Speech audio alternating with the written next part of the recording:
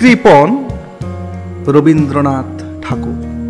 আমি ভিক্ষা করে ফিরিতেছিলেম গ্রামের পথে পথে, তুমি তখন চলেছিলে তোমার স্বর্ণরথে। অপূর্ব এক স্বপ্ন সম লাগিতেছিল চক্ষে মম।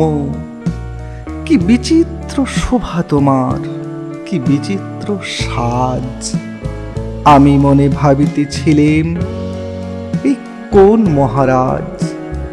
আজি শুভক্ষণে রাত পোহালো, ভেবেছিলেম তবে আজ আমারে দ্বারে দ্বারে ফিরিতে নাহি হবে।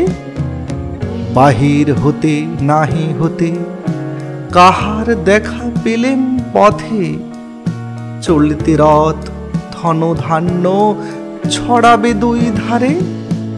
মুঠা মুঠা কুড়িয়ে নেব নেব ভারে ভারে। দেখি সহসা রথ থেমে গেল আমার কাছে এসে। আমার মুখ পানে চেয়ে নামলে তুমি হেসে। দেখে মুখের প্রসন্নতা জড়িয়ে গেল সকল ব্যথা। হেনকালে কিসের লাগে তুমি অকস্মাৎ। আমায় কিছু দাও গো বলে বাড়িয়ে দিলে হাত। মরি, এ কি কথা রাজাধিরাজ, আমায় দাও গো কিছু। শুনে ক্ষণকালের তরে রইনু মাথা নিচু। তোমার কি বা অভাব আছে এ ভিখারি ভিক্ষুকের কাছে। এ কেবল কৌতুকের বসে আমায় প্রবঞ্চনা। ঝুলি হতে দিলেম তুলে একটি ছোট্ট কণা।